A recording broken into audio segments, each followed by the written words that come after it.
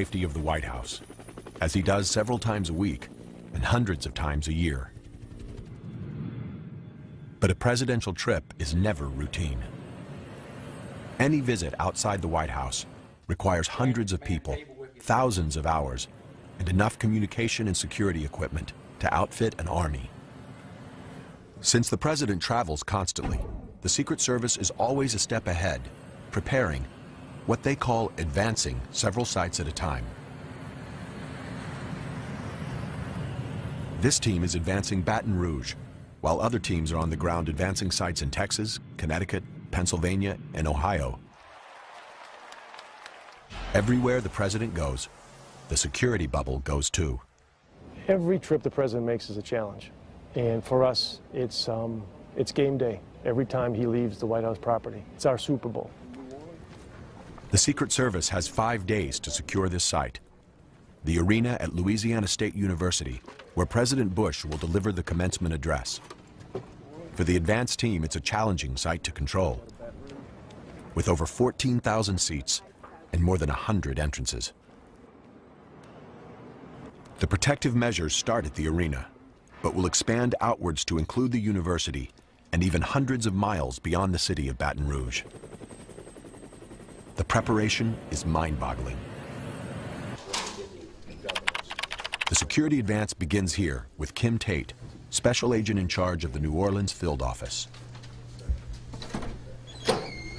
The key to success at any location is working hand in hand with the state and local police. Many agents started as cops, so they speak the same language. Good morning. Thank you for coming. I'm pleased to find myself in a room filled with seasoned professionals. I'm Kim Tate. They discuss every aspect of the trip, assess every danger. Has anyone in the area threatened the president? Have gun sales surged? Have any police uniforms been stolen? To prevent an attack, they have to get inside the heads of the attackers. So I have a map here. What I want to talk about right now, while we're all here, is the motorcade route coming from the airport. The team maps out the most secure route for the motorcade. Out to Veterans Boulevard brings us to Harding. Identifies potential sniper positions, pinpoints safe houses along the way, locates the nearest hospitals, and arranges for the president to have his own blood supply. From here to Government Street, nothing will be left to chance. 4-lane or divided highway the whole route. As you prepare your security advance this week, and on game day, when you put that plan into action, keep this in mind. Somewhere, a group of people are meeting just like we are, but their intentions are entirely different than ours. They plan to disrupt, to compromise the secure environment that we provide for the president. I like to call it the assassin's funnel. You know, you have the lone gunman, you have the suicide bombers to deal with. It can be a bomb, it can be a package. We have an obligation to try to think ahead, to try to find the things that they might attack next, and try to be ahead of the curve. When your mission is to protect the president, you don't underestimate the enemy. Protect the man, protect the symbol, protect the office. This is the mandate of the U.S. Secret Service. A purposely unmarked building in downtown Washington, D.C. is the nerve center for thousands in the Secret Service who work in domestic and international operations. This is the headquarters of the Secret Service. The enormous responsibilities for the agency ultimately lie on the shoulders of this man, the director of the Secret Service, Ralph Basham. As a career agent who rose through the ranks, Basham knows the mission here boils down to one thing: how's everyone today? Preparation. We're going to talk about the Baton Rouge trip. If you think about our mission, it's about prevention. We don't want to deal after the fact with an incident. We want to prevent the incident from happening. So that's why so much time and so much effort, so many resources go into the preparation for those kinds of events. Not many people know what the Secret Service does, and that's exactly how they like it. The image of the agent guarding the president is ingrained in our minds. But the Secret Service does a lot more than protect. Deep inside headquarters are some of the nation's top investigative and research units. The National Threat Assessment Center, the Intelligence Division, the Counterfeit Research Unit, the Electronic Crime Branch, and a tracking center for Secret Service protectees, including former presidents, presidential candidates, and visiting dignitaries.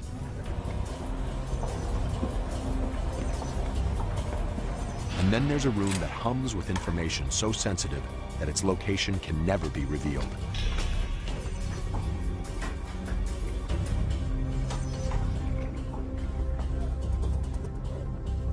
The Joint Operations Center.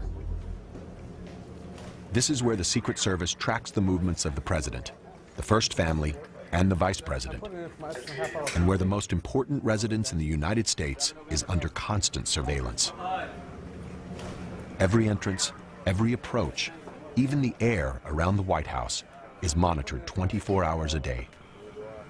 To maintain secrecy in radio communications, the primary protectees are assigned a code name. In the past, President Bush was known as Tumbler and Trailblazer. But as soon as the media learns the code, it changes. They say in the Secret Service, unless you're paranoid, you're usually not successful. There are regular, daily, ongoing threats of a president. That threat always looms. It doesn't go away. The chilling fact is that someone has always wanted to kill the president. In 1835, President Andrew Jackson's life was spared when shots from a madman's guns misfired. Abraham Lincoln was shot and killed at a theater. James Garfield was killed by an insane man at a train station. Despite the attacks, Americans were reluctant to authorize protection. The very idea of a presidential guard reeked of monarchy and seemed undemocratic. But at the turn of the century, shortly after President William McKinley was assassinated by an anarchist, Congress finally charged the Secret Service with presidential protection. Even then, their authorization had to be renewed annually. 50 years later, a brutal gun battle in front of the president's house settled the question of permanent protection once and for all. The year is 1950, a time when anyone could stroll down Pennsylvania Avenue, even the President of the United States. November 1st, the White House is still under renovation, and President Truman is living across the street at Blair House. Standing guard outside the president's front door is Secret Service agent Floyd Boring. Truman was upstairs taking a nap. Every day after lunch, he napped. And then he got up, got himself ready to go back to work. 2:15 p.m. Two men approach the front steps. Oscar Callazo, a Puerto Rican nationalist, approaches from the east. Rogelio Torsola approaches from the west. A man came to the front of the Blair House, and he pulled out a gun. Boring opens fire, driving him away from the front door. At the same moment, the second assailant opens fire at the guardhouse, hitting Secret Service Private Leslie Kofelt.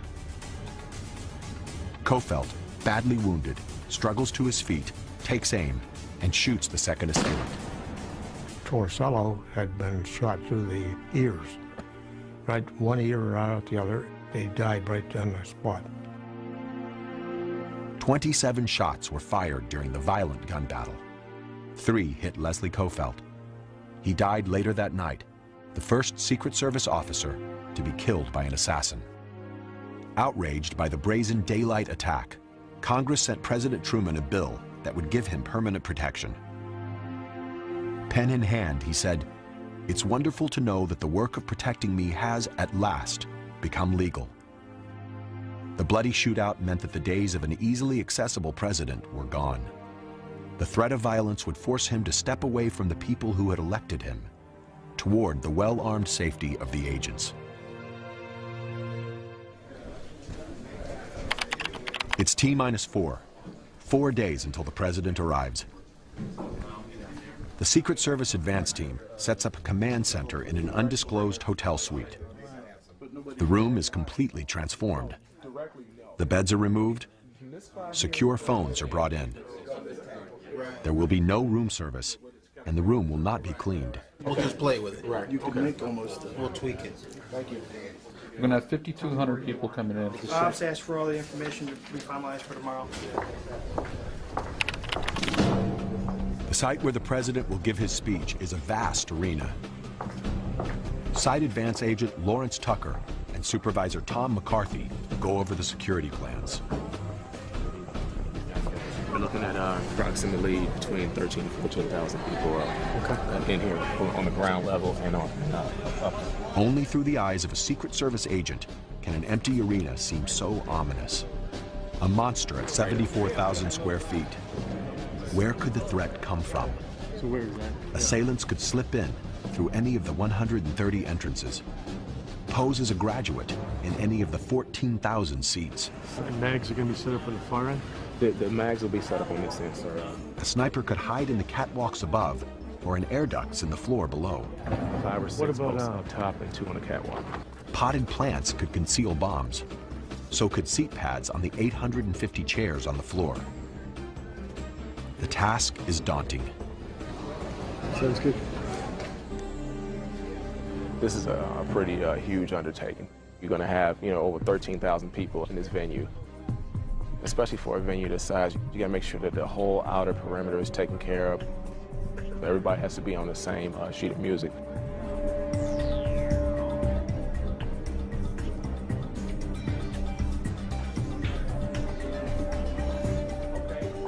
Agent Lawrence Tucker, or LT, must do everything in his power to ensure that this arena doesn't become the place where the president is attacked.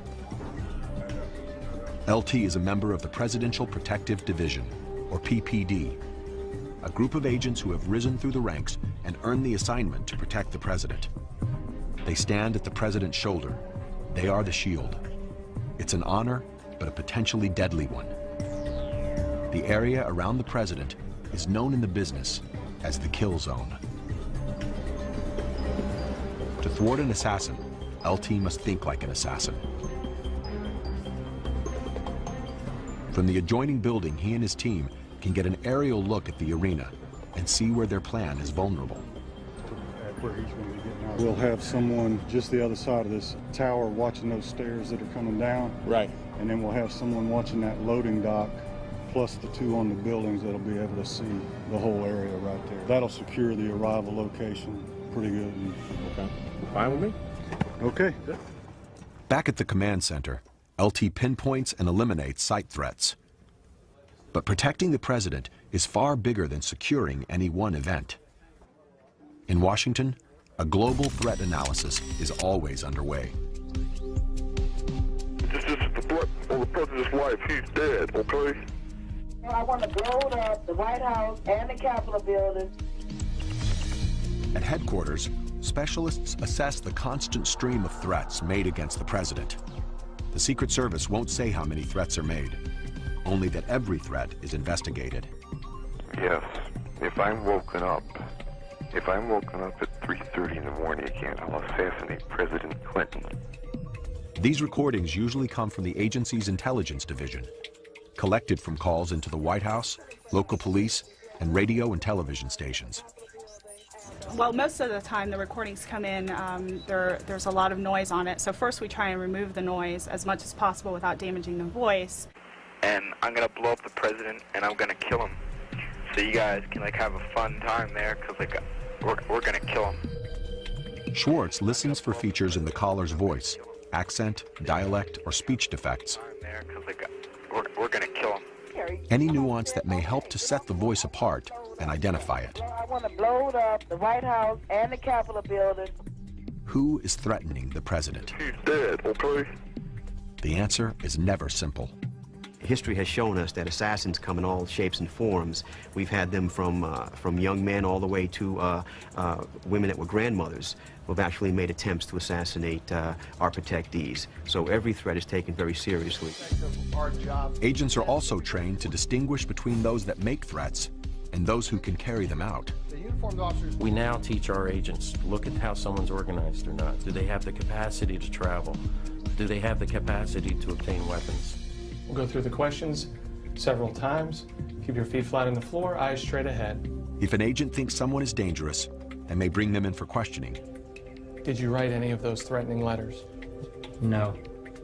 Did you plan with anybody to kill the President of the United States? No. Virtually every letter contains some traceable clue. We refer to ourselves as CSI without the commercials. It's almost impossible to threaten the President in a letter and remain anonymous. Through an amazing array of techniques, the Secret Service will eventually hunt you down. The Forensic Information System for Handwriting, or FISH, is a database filled with thousands of threat letters. Each time a new letter comes in, it's scanned, analyzed, and compared with other letters to try and identify repeat offenders. We received this threatening letter from the field, and it was a threat against President. And right now, Jacqueline is measuring it in FISH to compare it to all the other letters that we have in our FISH system. The same letter will also be subjected to an intense fingerprint scan.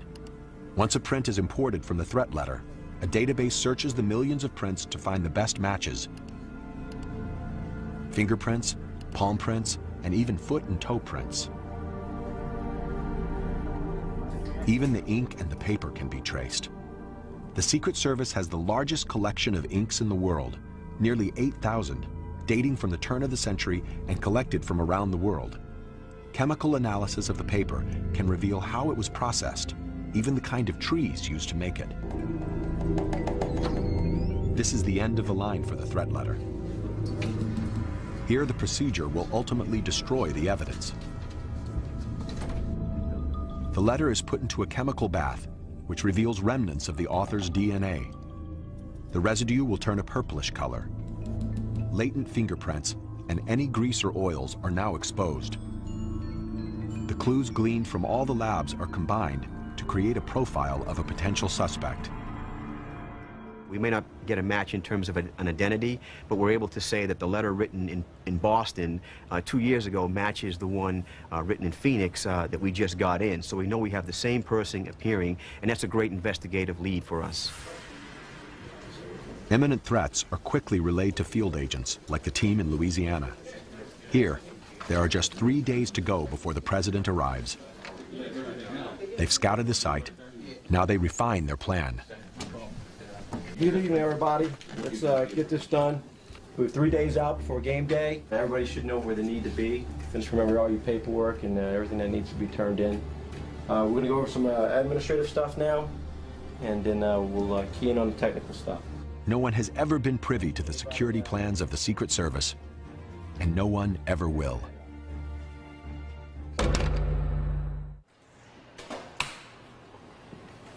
Protecting the President has always been difficult.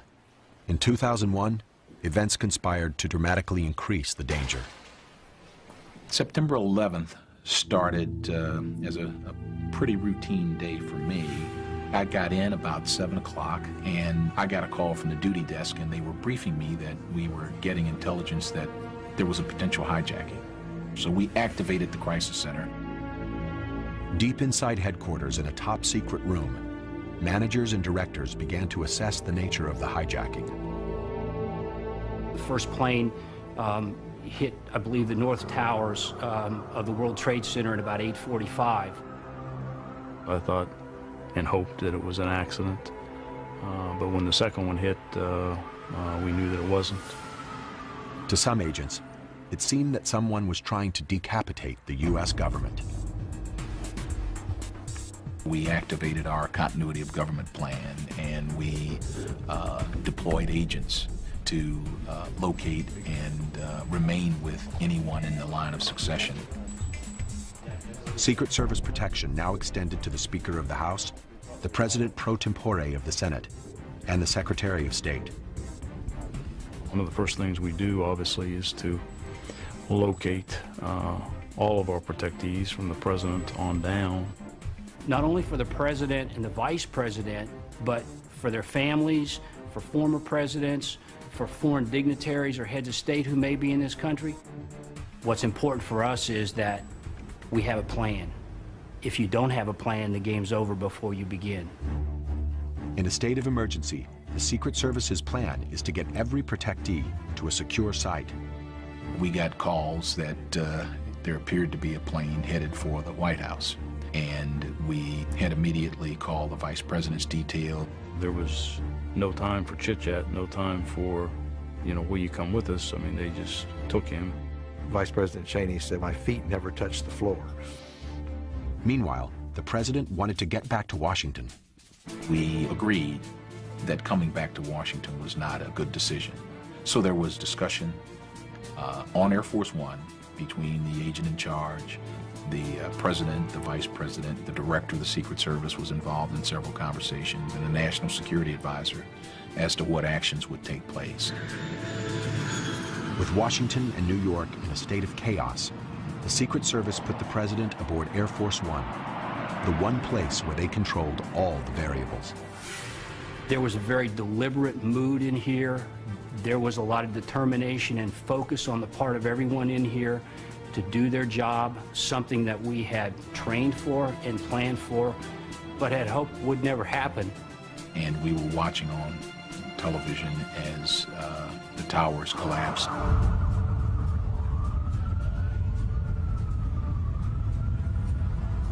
As headquarters watched the horror unfold, agents in the New York field office, directly across the street from the towers, were experiencing it firsthand. We moved out onto the West Side Highway, where I'm absolutely proud to say agents of the Secret Service were conducting triage. We had a lot of injured workers there, broken legs, torn flesh, gaping wounds, and we went right into mode of treating these people. I just felt it was amazing how no matter where you were in the city as an agent, somehow there was another agent that you ran into. I think part of our training was to expect a diversion, expect multiple attacks, and in the back of our minds, I think a lot of us were kind of on the watching and thinking, what else should we expect? I remember thinking myself, looking at trucks suspiciously, like, what will the next attack be? I was absolutely just livid. I was so mad. When that second tower came down and we crawled out from underneath the car, I was so mad. You knew what it was at that point. You had clear understanding we were under attack. One officer's heroic efforts to rescue other people cost him his life. Craig Miller died in the chaos. That was probably the most difficult time we had. There were a lot of questions everybody had and we didn't have answers to. Well, I think since 9/11, the Secret Service may be more careful about the president even than before. The Secret Service emerged from 9/11 confronting an inescapable truth. Terrorism had redefined the threat spectrum. It's probably changed the stress level by twofold. The very violent and random attacks that are brought on by terrorism are something that the Secret Service is extremely concerned about. We all did it, and we did it after swallowing our personal horror of the tragic events of that day in a fleeting moment and getting on about fulfilling the mission that we in the Secret Service are tasked with doing.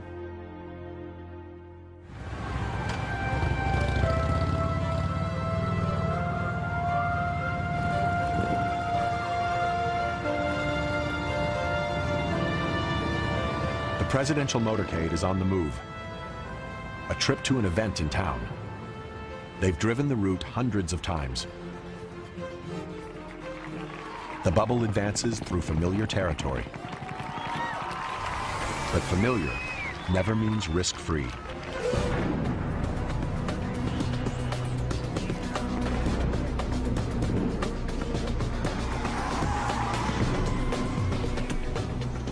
Welcome to Beltsville, Maryland, training grounds for the Secret Service. Here, agents and officers learn to handle disasters by experiencing them again and again. car bombs, snipers, gas and chemical attacks. A chilling variety of assassination attempts are launched against the agents in training. There may be instincts that all of us are born with to move away from danger versus moving toward it. One of the things that the Secret Service does through its training programs is take that out of you. You're hearing shots go off, shots be fired, and you're still responding to the problem, not running away from it. Thick forest surrounds the Beltsville compound, making it invisible from the road. But inside, it feels and sounds like a Hollywood backlot. There's a tactical village with a main street and building facades to scale. And half of Air Force One. This is where Secret Service agents come to prepare mentally and physically for the worst. Okay, guys, obviously we've given you the worst case scenarios in our training here today. Hopefully you'll be able to respond without thinking, so in the real world, if the extreme happens, you'll be able to do it and be successful. It's a type of agency that takes perhaps a type A personality, type A squared. They are mostly very measured people, very under control of their emotions at times of stress. Smart, very meticulous planners. Through training, through a mindset, through a conditioning, be prepared to step up when the time comes. The culture is not the biggest and the strongest that come to the table. It's the swiftest and the smartest that come to the table. Every agent learns how to take down a potential assassin, how to fall out of a moving car, to treat for shock and for bullet wounds. They endlessly repeat hundreds of maneuvers to create a Pavlovian response, a muscle memory, the right reaction to a situation the agents hope will never happen. It's not a, let me stop and think about this for a minute, and then make a decision. It is a reaction that comes from just the constant, repetitive training. Some agents go through an intensive evasive driving course, a key part of protecting the president. In a worst case scenario, you know, if the motorcade was attacked, it's all really about, you know, protecting the main guy.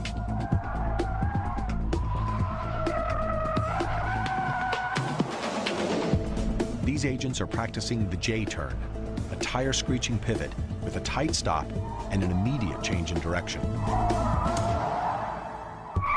With these turns, we can approach speeds of 60, 70 miles an hour.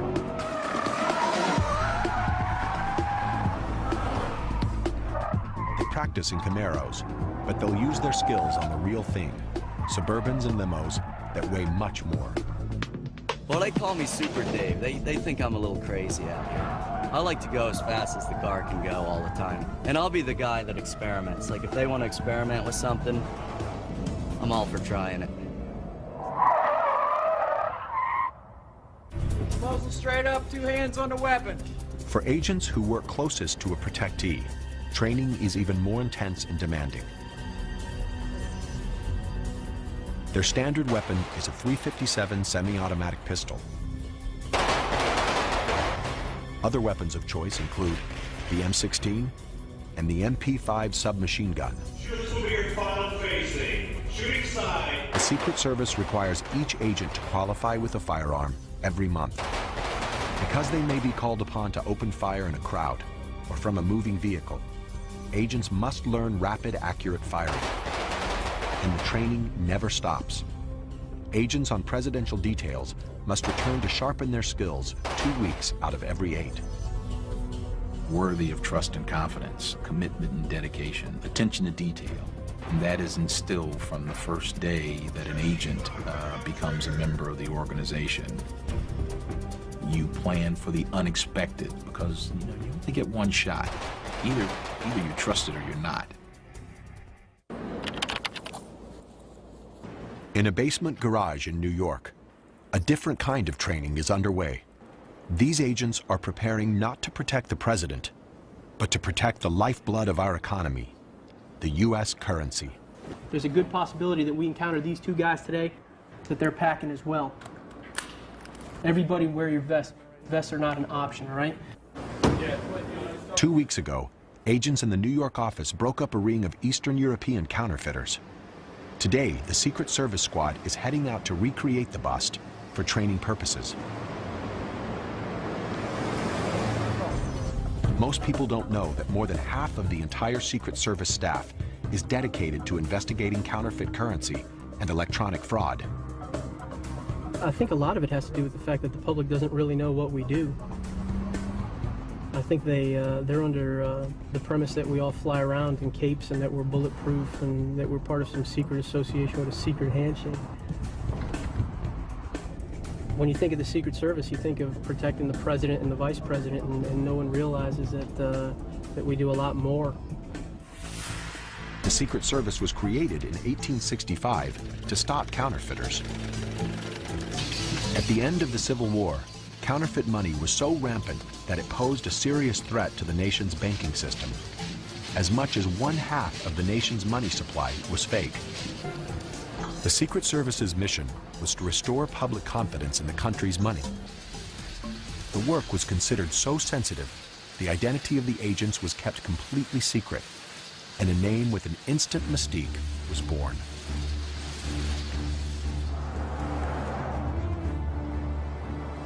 Almost 140 years later, the Secret Service is still on the case.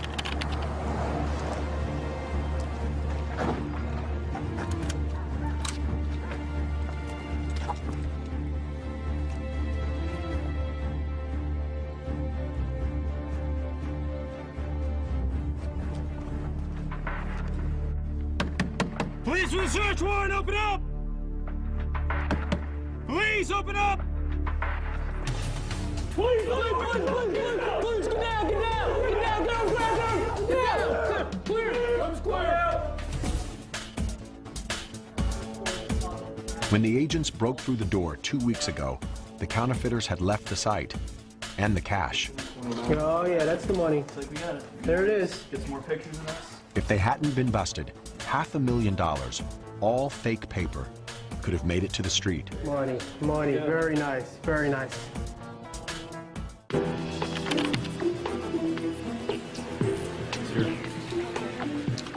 The field agents send the suspect money back to the lab in Washington, where specialists will carefully scrutinize every bill. Counterfeit specialist Lorelei Pagano is an expert at identifying bogus money. Everything comes to us as suspect. To confirm that it's fake, Pagano first checks security features embedded in the paper, the printing, the ink. If you examine the counterfeit that's just come in, you hold it up to the light, you can see that there is an image of Franklin and that there is a thread. However, if you look at it through a light table, you can actually see that there's a commercial watermark and it says recycled. So right away you would know that that's counterfeit. Another trick is to change the denomination of a bill so that a 10 becomes 100. But the counterfeiter basically just eradicated all of the areas where it said $10 and then changed them by hand and raised the denomination to 100. This, I would think, was not worth the $90 that he profited from. To outpace counterfeiters, the government issues new bills every 5 to 7 years. But with high-tech scanners and printers, counterfeiters are forging more money faster. We used to average less than 100 domestic counterfeiting operations, and now we're over 600 in any given year. Today, the best counterfeit money is printed with old-fashioned presses by sophisticated drug and terrorist rings. Millions of dollars of fake money is used to finance illegal arms trading, drug trafficking, bribery, and terrorism. The U.S. dollar is vital to these criminal efforts. To protect it, the Secret Service has to stay one step ahead. Obviously, there are things that every government has to keep a secret so that the counterfeiters don't know about it and they don't know what they need to be attacking. So that's just good banknote design. Some things we just don't tell.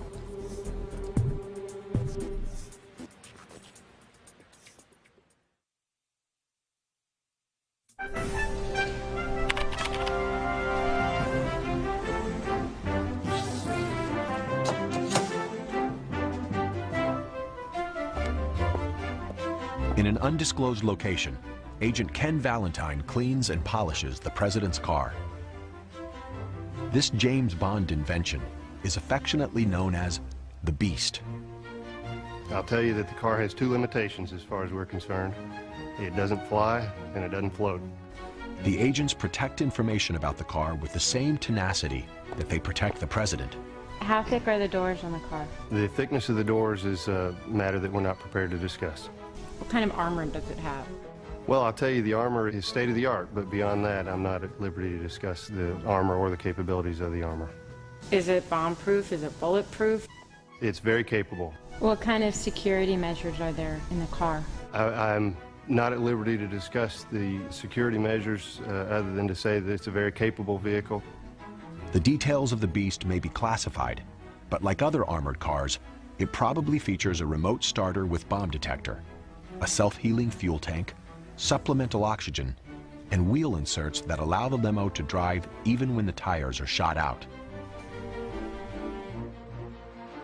One thing is clear. Any car with windows as thick as phone books and doors that weigh hundreds of pounds is not like any other car in the world. But the Beast is more than an armored car.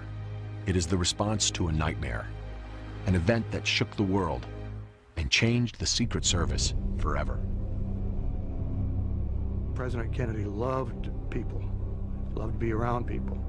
We had gone from President Eisenhower, who was a retired general, to a former senator who was very free and wanted to do things that we were not used to having him do.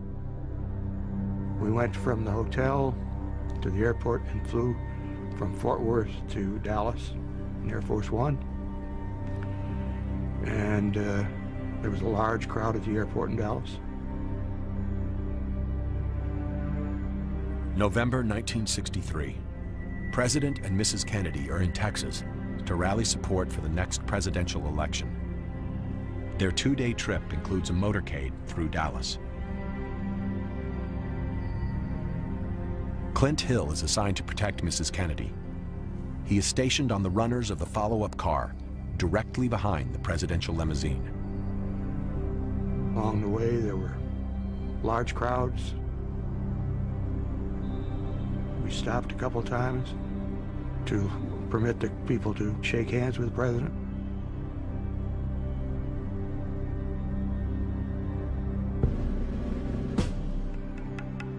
When we got into the central part of Dallas, the crowds were larger.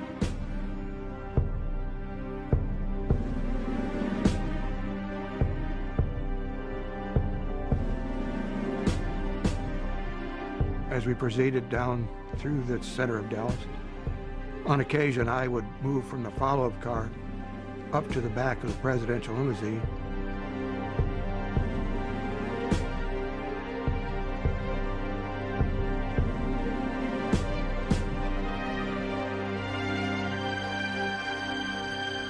Shortly after we got into that turn and started on that street, I heard a sound. I turned to see what was happening. I knew something was wrong. I saw President Kennedy grab at his throat. Before I could get to the presidential limousine, another shot had been fired and hit President Kennedy in the head. About that time, I reached the back of the limousine and tried to get on. I had to run 3 or 4 more steps before I could get up. By that time, Mrs. Kennedy had come out onto the trunk and was seeing, it appeared to me to be searching for something or trying to retrieve something. But I got up on the back of the car and placed her back in the seat. The president at that time, his slipped down into her lap, and I could see the back of his head, and there was a gaping hole above his right ear, about the size of my palm. And there was white brain matter and red blood throughout the entire car. The car jolted forward, and we sped off to Parkland Hospital.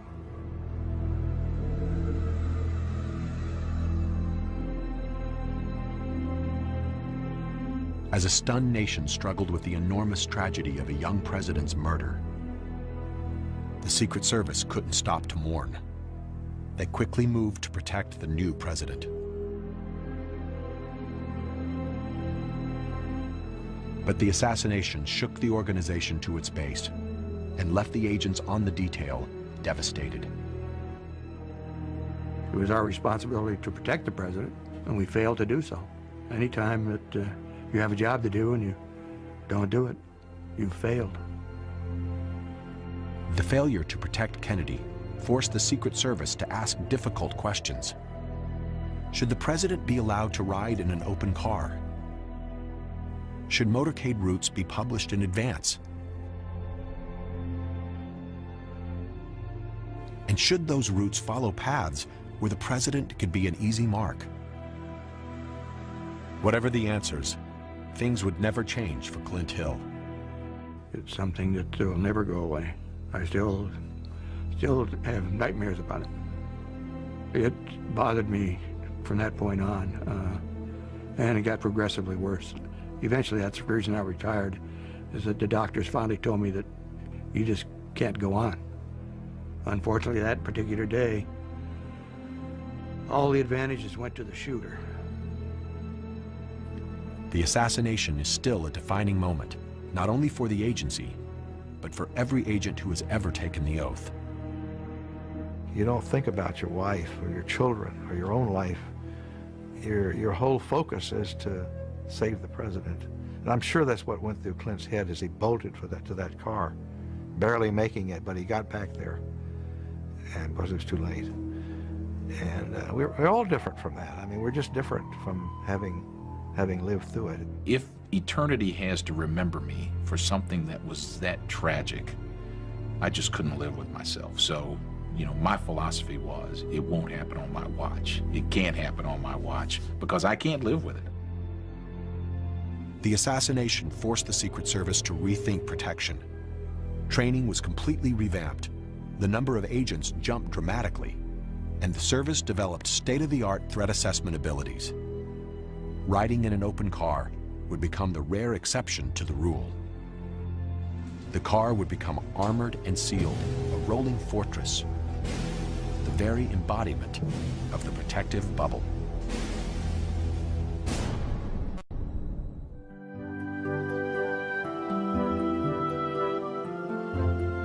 The public persona of the U.S. president is that of an everyman. We see him leaving his house, waving before he goes off to work. He seems to do many of the things that we do.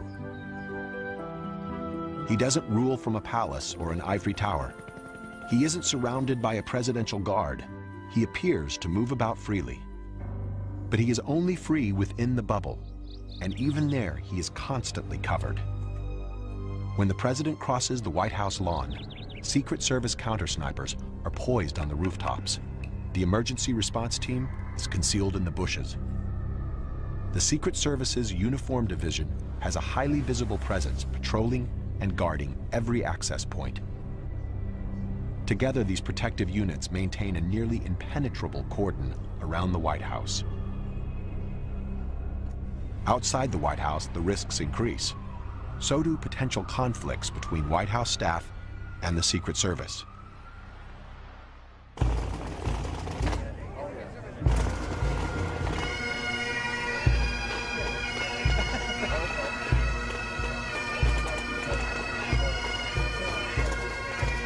Politics and protection are like oil and water. You really have to have a good blender in order to get it to work right. You know, if we had our way, we would probably bring the president out once a year in a bulletproof capsule and show everybody that he's alive and then take him back into the White House. If the staff had their way, he'd be out shaking hands with the public on a day-to-day basis. I've said this many times that the Secret Service is there to keep them safe, and that's not always consistent with making them happy. There are times when you're with a protectee where you have to tell them, you know, we're not going to go in this door, we're going to go over to this door. But later he's probably going to tap you on the shoulder and go, why did we do that? And I would suggest that you have a pretty good answer. What happens when politics vies with protection? Negotiation. Larry Cockle led the presidential detail for Bill Clinton. He remarked once that of all the people that he interacted with and of all the authority and power of the president, that the Secret Service was the only entity around him that would tell him no. So I don't think there was ever an instance where I overruled the president, but I found a way to make him see my point. Sometimes the agent simply has to make a dangerous situation work. The president, he wanted to go to Bangladesh and Pakistan, which for all intents and purposes would have been going into Al-Qaeda's backyard.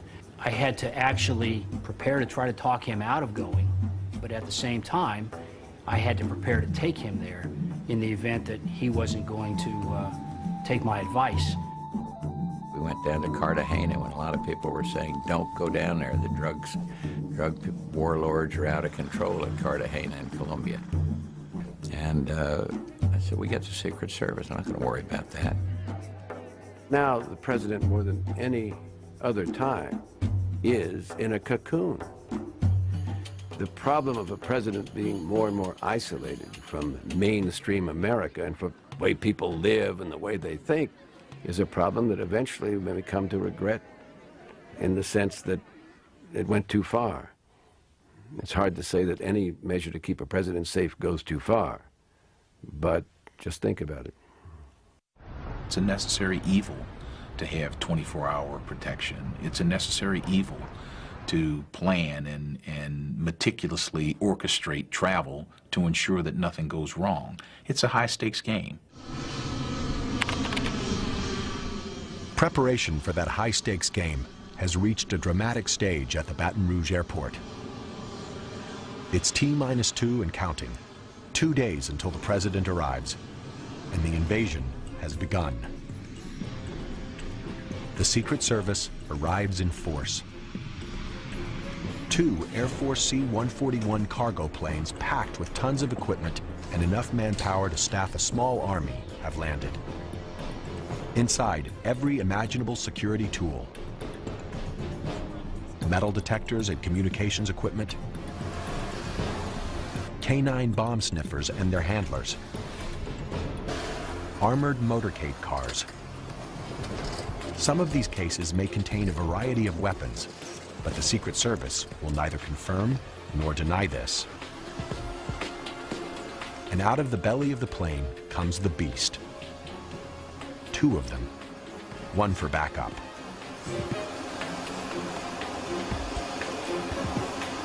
The Secret Service team expands to include counter-sniper and counter-assault teams, technicians and support staff, drivers and spotters, doubling the number of agents and officers on the ground.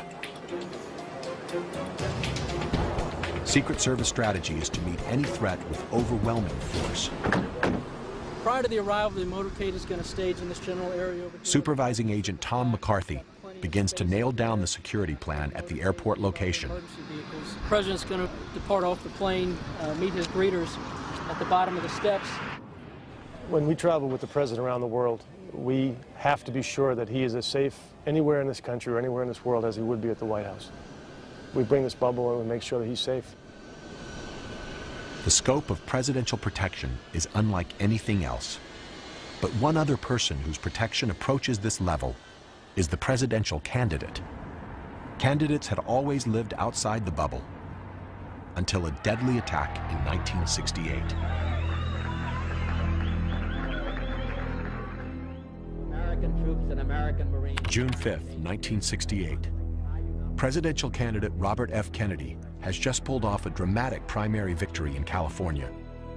As he leaves the hotel through a jubilant, uncontrolled crowd, a Palestinian student, Sirhan Sirhan, steps forward and fires 7 shots at point-blank range. It's the first time in United States history that a presidential candidate is gunned down on the campaign trail. Today, the Secret Service automatically protects the candidate 120 days before the election. For candidate John Kerry, it's his first time inside the protective bubble.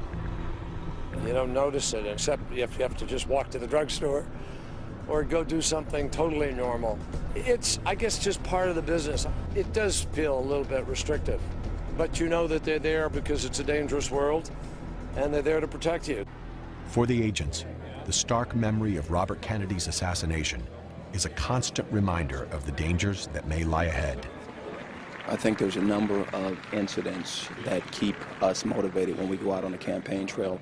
Going back to President Kennedy's assassination, also the candidate Kennedy's assassination. Those things keep us motivated and keep us on top of our game, even in the long, trying days of the campaign. Though the protection isn't quite presidential, it's still intense, because the risks are just as high. This is a unique visit today in Davenport, Iowa, because the president is visiting here simultaneously with Senator Kerry.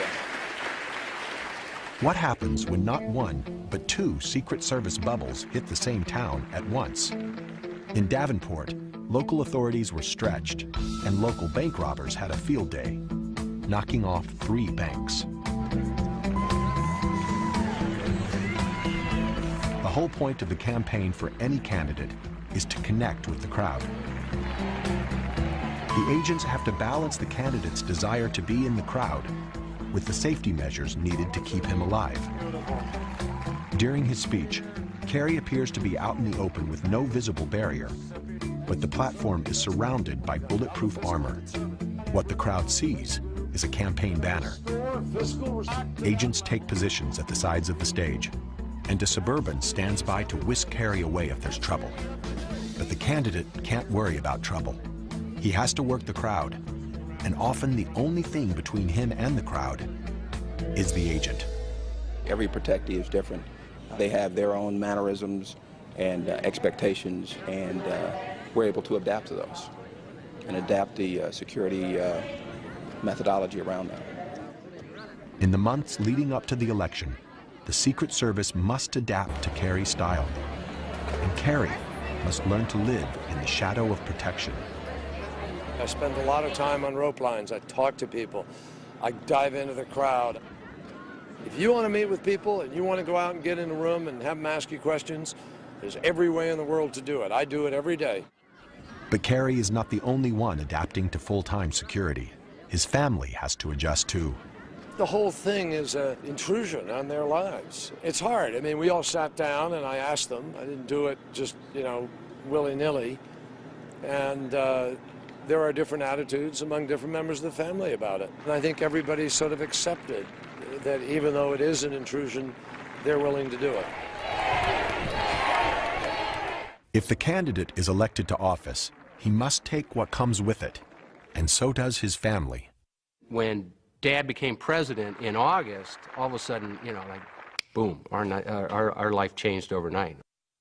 And I remember the first moment the head of my detail came up to me, and he came up and he said, listen, I know this is a big transformation for you.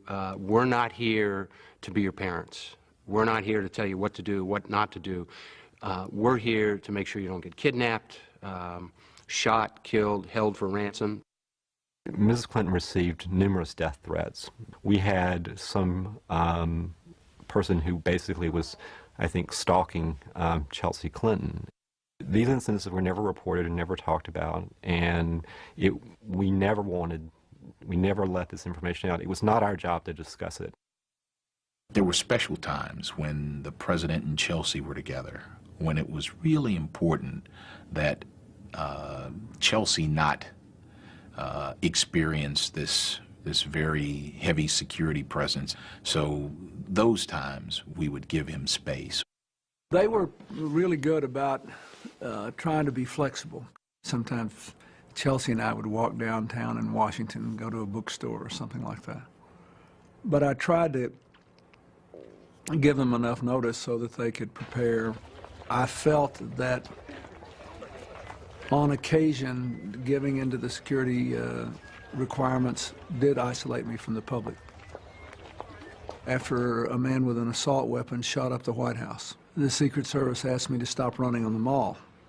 So I did, but I hated it. You know, it was my one sort of daily contact with ordinary citizens.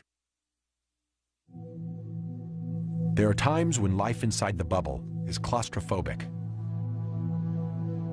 There's not a whole lot of privacy for a president or a first lady. You see them in every situation they're in.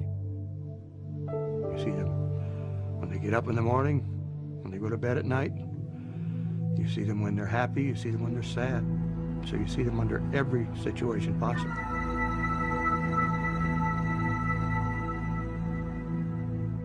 People say, well, how can you live that way with somebody at your front door all the time? Or you walk out to go for a short walk and there's a Secret Service person. It can be annoying from time to time to have people following you literally every step during the day. Presidents are no different than anyone else. They simply need their space, and you try to give them that. They simply need to go out for a run, and you try to give them that opportunity to do that in the most secure environment that you can provide. That's a part that I don't think a lot of people understand about the Secret Service. We're trying to make these people's lives as normal as we can, even though they are protected on a 24-hour basis. There are only a few rooms in the White House where the president and his family can be truly alone. But so much proximity means very little privacy. The agent must be absolutely trustworthy. Discretion is essential. I don't know about other first families, but I know that Barbara and I talk very frankly in front of them. Always did and always will, because we have total trust in their professionalism, in their discipline. But they know a lot of secrets about our own family, personal, intimate stuff about our kids and grandchildren and all of that. The Secret Service is in the front seat of the car when the president's riding with people, talking about anything from national security to sensitive political matters to, you know, personal family matters. What you hear and what you see, if they're of a personal nature, if they're of a national security nature, has to stay with you. In 1998, the issue of agent confidentiality was put to the test. Independent counsel Ken Starr subpoenaed several Secret Service agents and officers, including lead agent Larry Cockle, to question him about President Clinton's affair. The Starr investigation wanted the agents to testify about personal conversations that they'd overheard, and that's just not what they would ever do. We internally in the organization didn't want to be perceived as flies on the wall. I've been present when sensitive family issues were discussed, and as much as possible, I didn't want to hear. I didn't want to know. I felt awkward being present, but I knew my presence was compelled by law. The Secret Service contended that requiring testimony from their agents and officers about the very people they protected compromised the essential trust necessary to keep them safe. We felt very strongly that our agents shouldn't have been summoned to testify in that grand jury. We still don't think it's correct. We argued that all the way to the Supreme Court. But the Supreme Court ruled that the Secret Service was not immune to subpoena power, and ultimately, Agent Larry Cockle and the others were compelled to testify. It was one of the few times in history that the Secret Service was forced to violate the unwritten code of confidentiality that is their trademark. A difficult job just got tougher. It was a tough time for the Secret Service. We all felt that that it's awkward to compel anyone to be subjected to a set of circumstances and then use it against them. ID, sir. Thank you. Thank you. T-1, 24 hours before the president arrives. More agents and officers stream in for a final Secret Service briefing. The agenda is so sensitive, there's even security screening for the security briefing. First, I want to thank Lou Velez. He's created a tremendous security plan here. Okay, we'll go ahead and get started. It's Friday, May 21st, 9:15 a.m. President Bush arrives at the Baton Rouge Metropolitan Airport. The advance team runs through the entire security plan so that every team member knows their role. New threat assessments are reported and potential responses are built into the plan. By game day, the details of the plan will be so ingrained, execution will be second nature. The team appears to have doubled in size again, but the Secret Service will not reveal the size of their force. We've had our people in place here working with the local law enforcement for over a week now. We're finalizing all the details tonight. We're very confident that tomorrow will be a success. And once we complete tomorrow, we'll go on the road and do it again someplace else. Remarkably, while this Secret Service team advances the LSU event, other teams are advancing 5 more sites around the country. The president makes hundreds of trips per year. For the Secret Service agent working protection, there is no break. As soon as an agent finishes one advance, they'll go to another.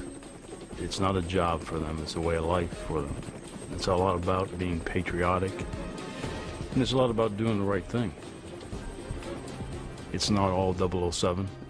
There's some very difficult times. There's times away from home. There's times that you can't be there for Christmas. There's times that you can't be there for birthdays. Our wives and children would probably say that there's only one family, and that was the Secret Service.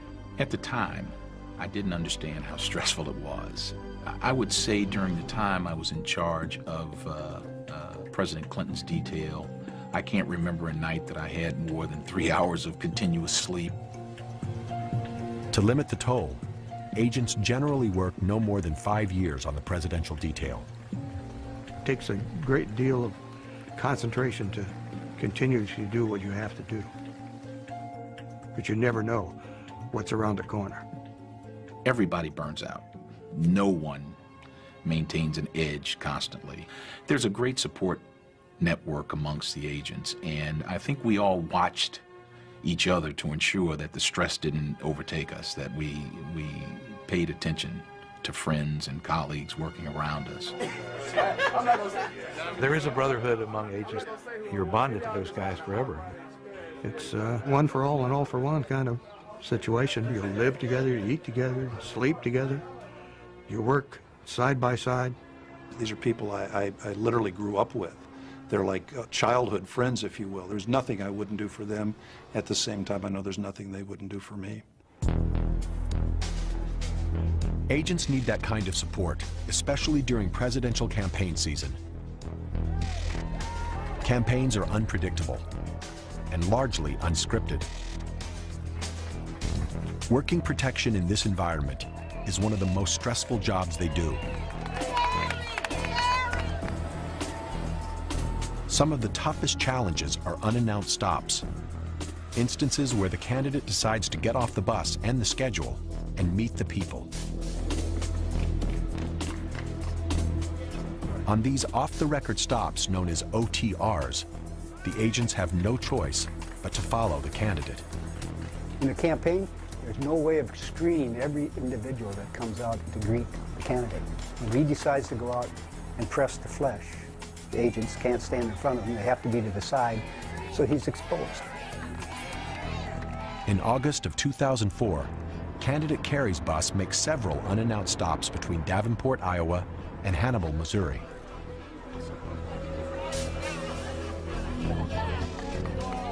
With one stop after another, keeping a constant watch can become mind-numbing.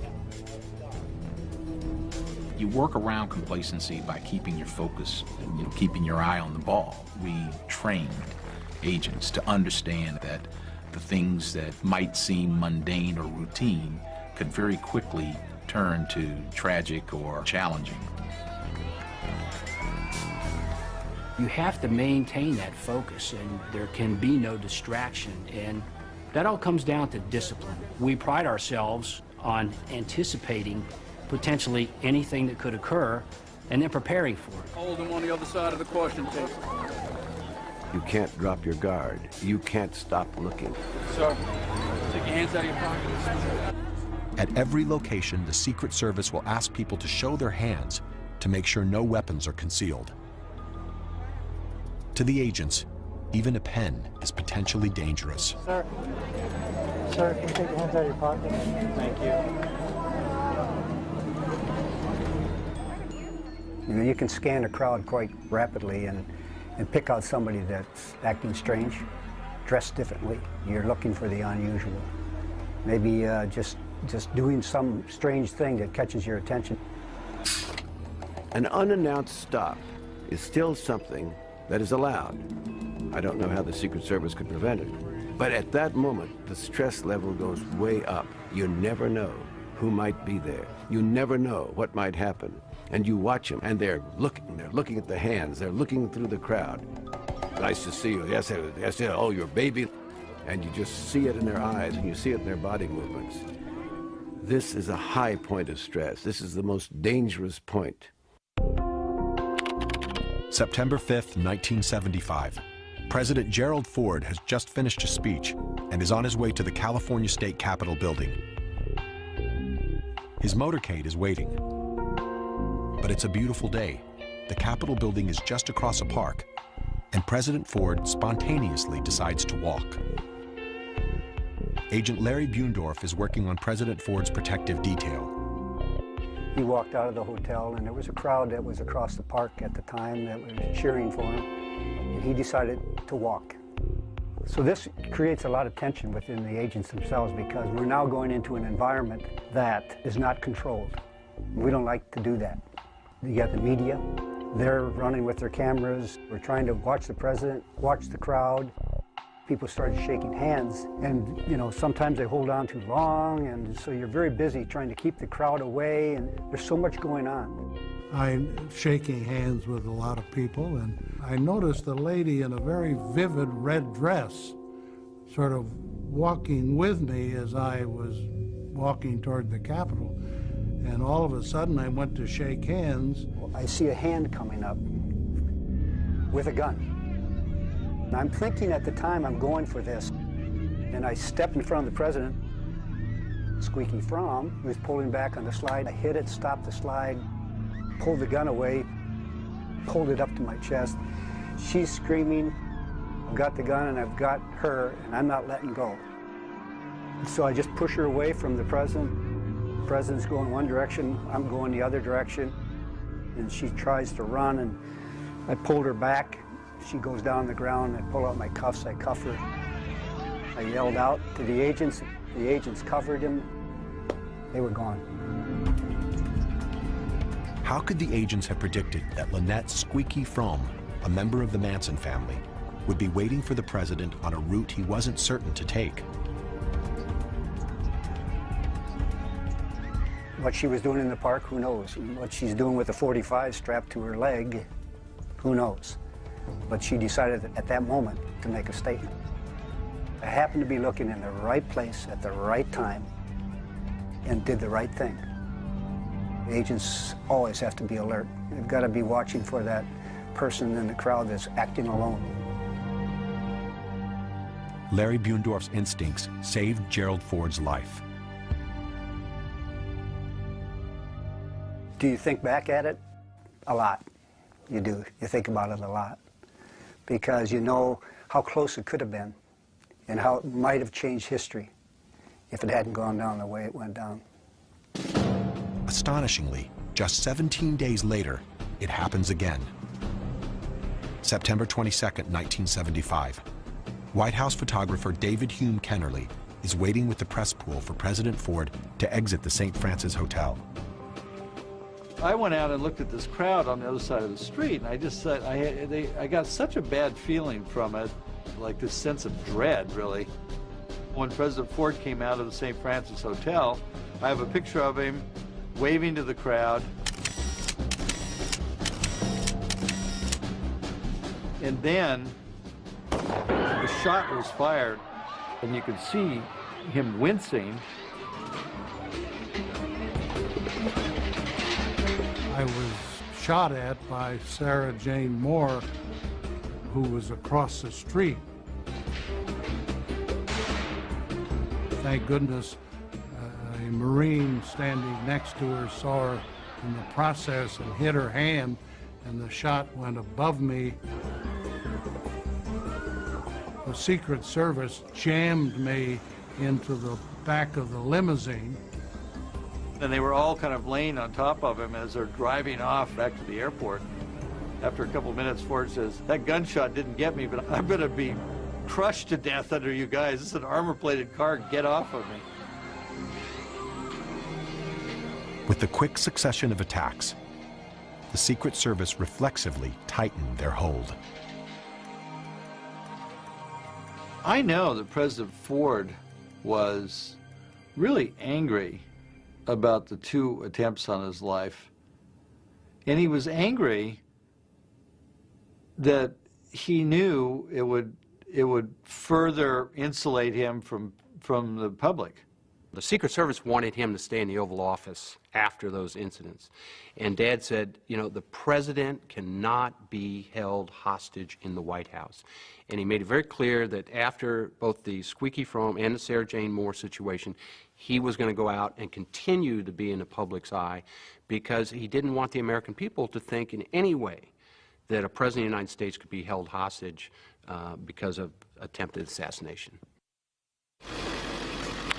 Game day. T-minus 5 hours before the president lands. At 4 a.m., the Secret Service arrives at the arena.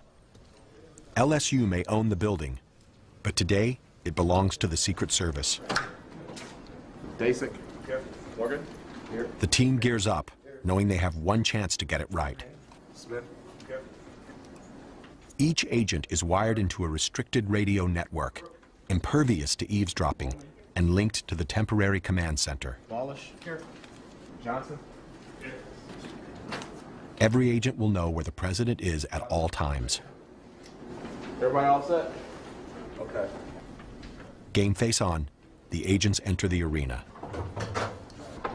In the next few hours, everything LT's team has prepared for will be put to the test. All right, 212. Hold room. Okay, let me make sure I got all these people posted here. Rusin, you know where you'll be in the security room. You're gonna be in a row, man. LT assigns each agent a specific post to guard an entrance, to guard the stage, even to mix into the crowd.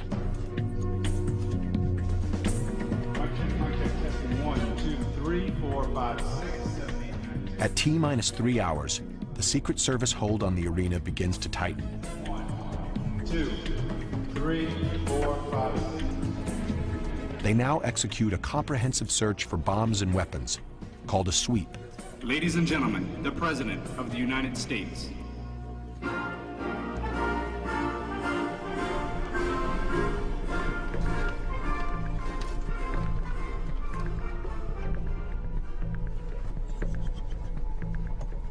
They sweep every plant, every band instrument, and all 14,000 seats. These Belgian Malinois are considered some of the best bomb detectors in the world. Their noses are 20 times more sensitive than ours. As these teams sweep the inside of the arena, other teams check the basement, the roof, and the area under the bleachers. Game day, ready to go. T-minus 2 hours. Once the building is swept, it's sealed off. No one will be allowed in without going through a metal detector first. Magnetometers and several officers guard each of the entrances. Tactical control of the building is theirs, for now. At the Baton Rouge airport, it's T-minus 90 minutes. The agents are busy taking control of this real estate, too. The president's private fuel supply is standing by. The Secret Service choreographs the movements of the press, the motorcade, well-wishers, and even the president himself. We're all going to come in here. The press is going to do a preset, get all their equipment swept, and then we're going to get them in one organized group over their designated press clean area. If any of them go out, it doesn't matter if they've been swept once, you get swept all over again. Let's head over to where the press is. Actually, what people can... In 90 minutes, the team will shut down all movement on the airport. They call it lockdown. Sweeps are underway here, too. The K-9 team checks every vehicle, even the Baton Rouge Police Department motorcycles that'll accompany the motorcade.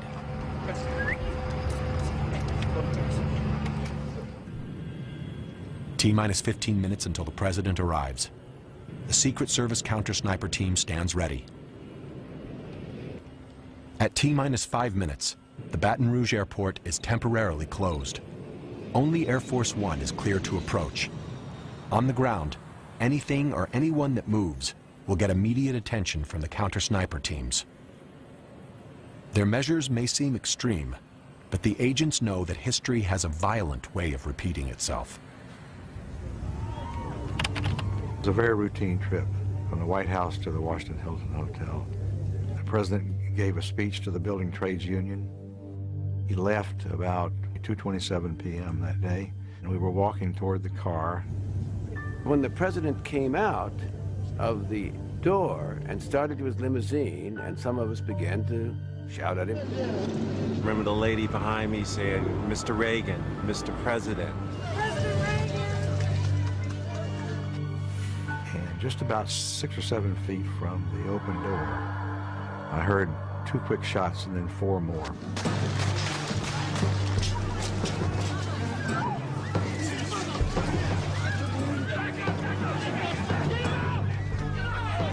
The first 2 shots hit Mr. Brady and Officer Delahanty, and the third one hit McCarthy because we're pushing the president behind McCarthy. McCarthy, he didn't let me down. He stood up there and took it.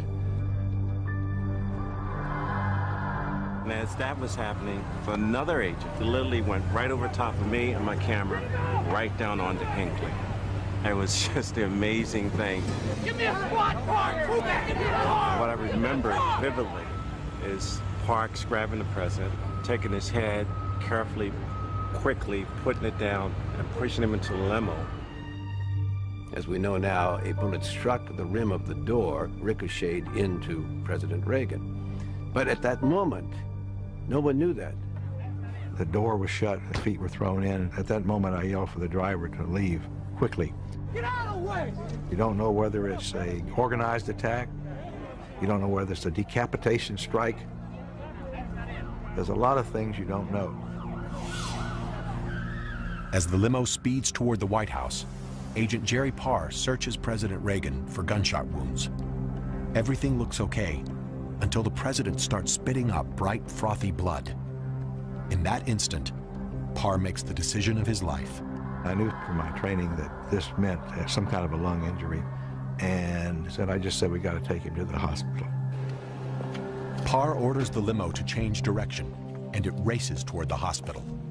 President Reagan walked a few steps in the emergency room and collapsed and almost died. I don't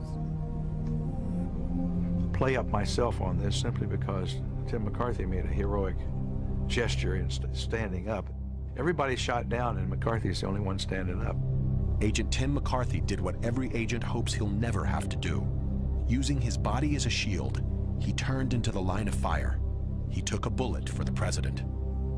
I got to give it to him. It's a brave man to stand there purposely as a body block to protect the President of the United States. When the shots rang out, agents are trained to cover and evacuate. And cover means cover with your own body. It's a counter-instinctive movement. It's muscle memory. And it's a moment, when you really think about it deeply, that it's where history and destiny hang in the balance.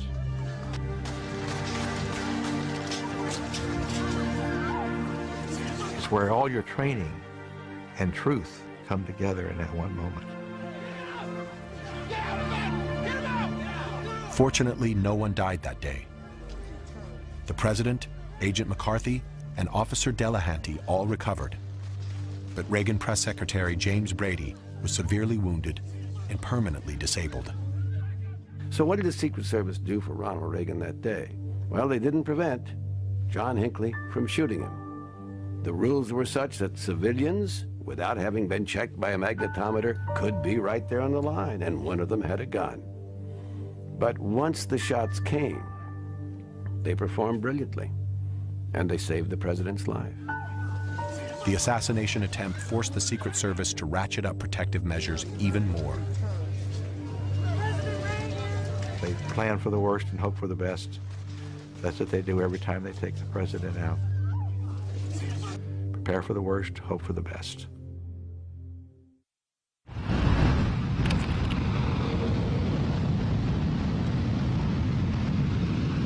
"9:15 a.m., 0 hour.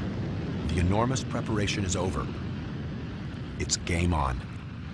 You can think of the Secret Service as a conductor of a large orchestra, but the musicians are made up of the police and fire and emergency medical services. When we met for the first time earlier this week, it was to announce that we had a performance. We didn't have a musical score. We didn't have a security plan. During this past week, we came up with that composition. Today is the event.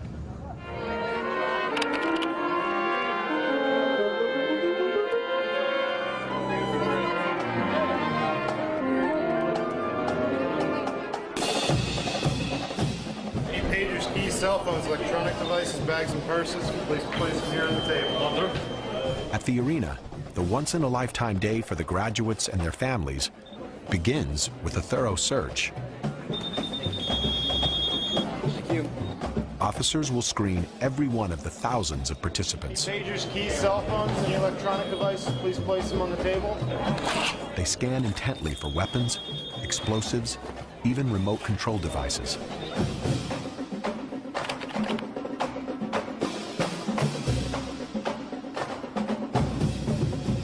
The president exits Air Force One as the security rolls out ahead of him.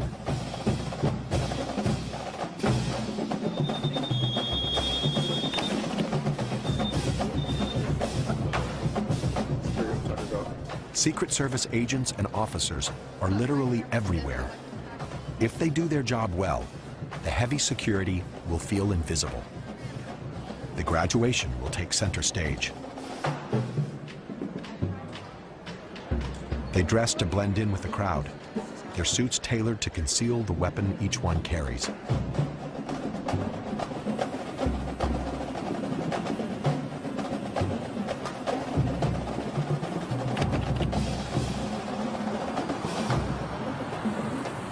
The motorcade prepares to pull out. One of these vehicles carries a heavily armed counter-assault team, ready to repel any attack. The Secret Service is ready for any threat on the road ahead. Attention all post standards at the Maravich Assembly Center. We have a departure from POTUS to this location.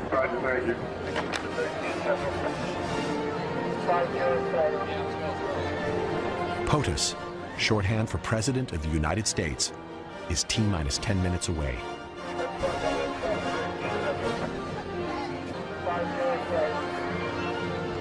For LT and his team, this is it. This is the moment they've trained for. Protection is in the details, and everything is rechecked because every agent knows there's always a chance that something could go wrong.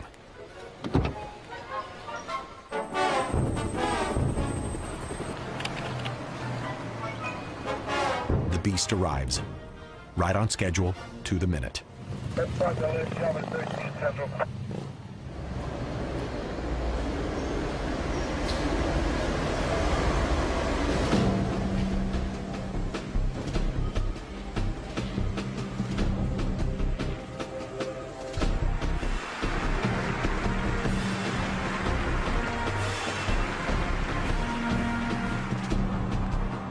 Supervising Agent Tom McCarthy takes his final position on stage.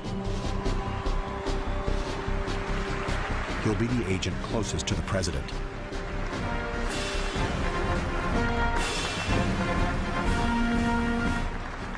Ladies and gentlemen, the President of the United States.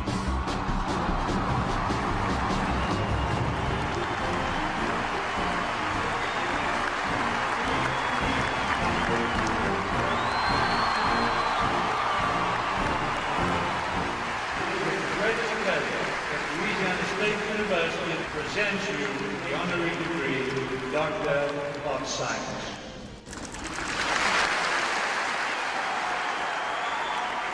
Thank you all very much. I want to thank you for the warm welcome. I'm honored to be with you on graduation day. I speak with some authority here. I've seen how things can work out pretty well for a C student.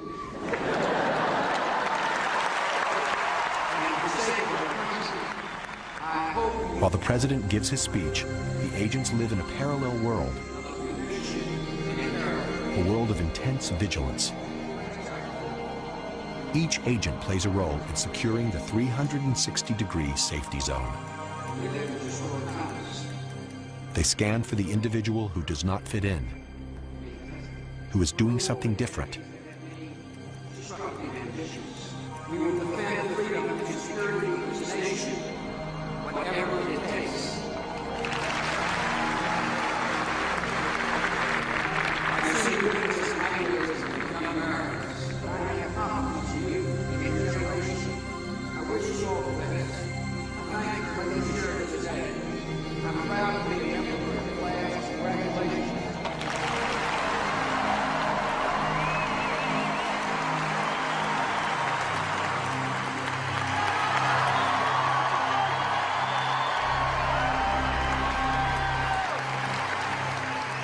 As the president exits the stage, he veers off course and off the plan. It is the one unchoreographed moment of his visit.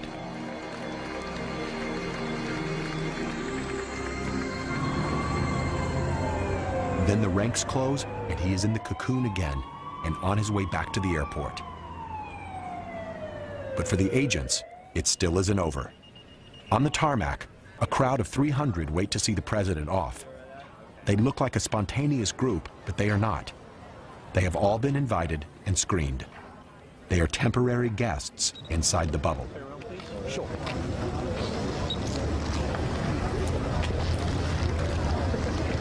You're all set. One of the things I'm going to do when I pass in front is I'm going to ask you to have your hands up. Just have your hands out here like this, ready to shake the president's hand, okay? That's all I ask. When you stop and think about all the things that have to occur to keep that well-oiled machine running, the responsibility, the dedication, the many sacrifices that people make day in and day out, it's just truly incredible. For the Secret Service, it was a good day. Nothing happened. The average agent is not going to go on to riches and fame and glory, having spent a good number of years of their lives putting their life on the line. Their reward is going to be basically the understanding they've done an important job for all of us in this country. They've done the job well. They can be proud of that. We should honor them. But they're not going to get rich. They're not going to be famous. They're just going to be ordinary Americans. The visit has involved thousands of man-hours, weeks of coordination, hundreds of people, tons of equipment, and no small amount of stress. The president has been on the ground for 80 minutes. The Secret Service will move on, advancing the next locations, keeping the web of protection spun out ahead of the president so he can keep his public persona, so he can do his job.